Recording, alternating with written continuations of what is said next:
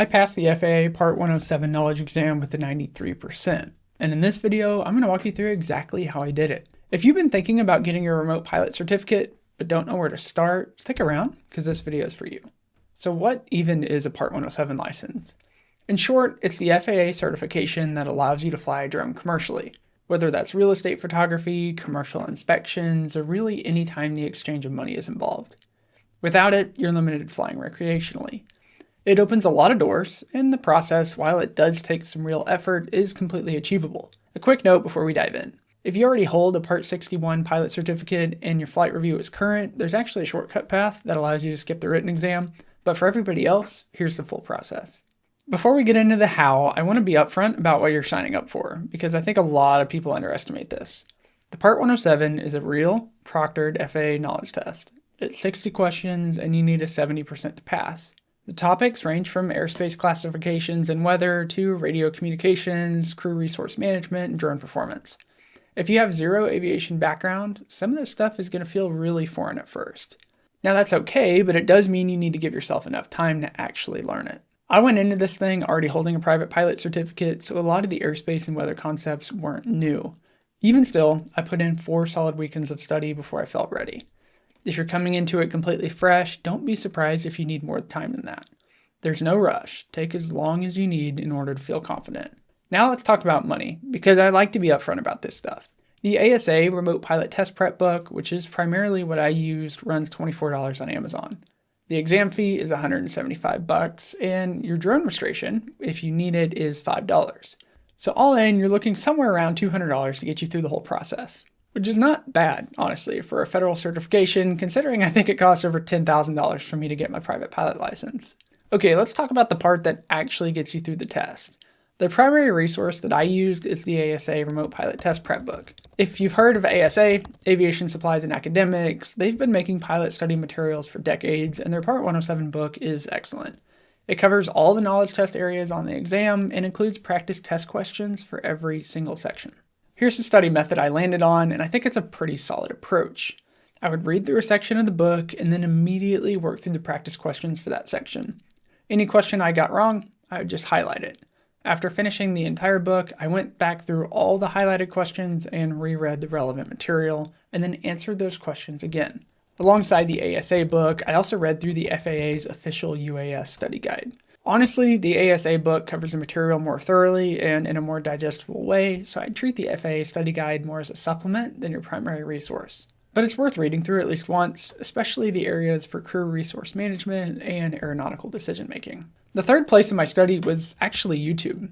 Specifically, I watched Mike Seitz complete Part 107 course on YouTube. It's free, it's thorough, and Mike does a great job at breaking down some of the trickier concepts, especially airspace, which can feel a little overwhelming when you first look at a sectional chart.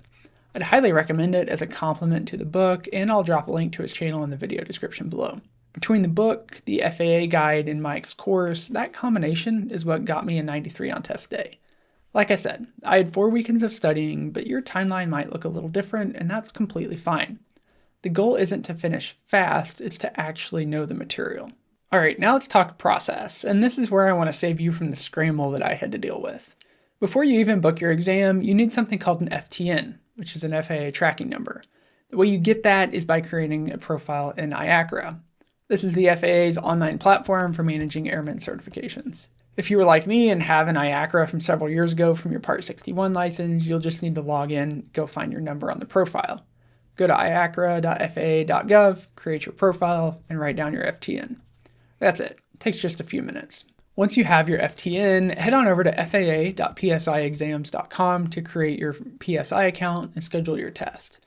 PSI is the company that administers knowledge tests on behalf of the FAA, so you don't need to drive all the way to FSDO to take your exam. I'll be honest, the PSI website is a little clunky. It's not the most intuitive interface, but it does get the job done. You'll use your FTN to register, search for a testing center near you, and pick a date and time that works best for your schedule. There are testing centers in most cities, so availability is usually pretty reasonable. When you finish and pass your test, the testing center is going to hand you a piece of paper with your score on it and a 17-digit exam ID number. Hold on to that. Obviously, it's important.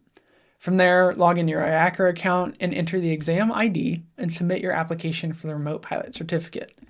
One heads up is that it can take up to 48 hours for your test results to actually show up in the IACRA system, so if you log in right after your test and you don't see anything, don't panic. Just check back the next day. Once your application is submitted, the FAA is going to run a TSA security background check on you, and when that clears, you'll get an email with instructions to log back into IACRA and print your copy of your temporary remote pilot certificate. For me, that took just a couple of days. The temporary cert is legit, and you can legally fly commercial with it while you wait for your permanent card. The physical card itself came in the mail about a month later, and I wasn't sure if they would just add an endorsement to my existing pilot certificate and send me a new one, or send it as a separate card, but it is a completely separate card, which I actually prefer because I can keep my private pilot license in my flight bag and my 107 license in my drone case. Okay, so you've got your cert, now you need a drone, or maybe you already have one. Let me give you a quick rundown of what I'd recommend. The big dividing line in the consumer drone world right now is 250 grams. Drones under 250 grams don't require FAA registration, which does simplify things a little bit. Anything above 250 grams does. If you want to stay under that threshold, the DJI Mini 4 Pro is genuinely fantastic. It shoots 4K video, has solid obstacle avoidance, and is light and portable enough that you can take it pretty much anywhere. For most people starting out, it's kind of hard to beat. But if you're not worried about drone registration and want to step up in capability, the DJI Air 3S is another great option. It's a better camera system, longer range, and a more professional output. Now, it does cross the 250 gram line, but we'll talk about registration in just a second, and you'll see that it's not a big deal. I personally fly the DJI Mavic 4 Pro, and I'll be the first to tell you it's overkill for most people, myself included. It's a phenomenal machine, but if you're just starting out, you don't need 6K ProRes and 3 lenses. I'm actually planning a dedicated video on how to choose the right drone for your use case, so if that's something you want a deeper dive on, just keep an eye out for that. So like we said earlier, if your drone weighs 250 grams or more, you're required to register it with the FAA before you fly it.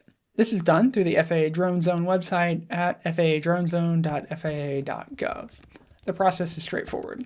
Create your account, register your drone, and pay the $5 fee. Once it's registered, you'll get the registration number that you're physically required to mark on your drone somewhere that it can be seen. A lot of people will place either a small label on the side or use a paint marker on the battery compartment. You do need to re-register your drone every 36 months. Alright, so let's recap the full path real quick. Create your IACRA account first and get your FTN.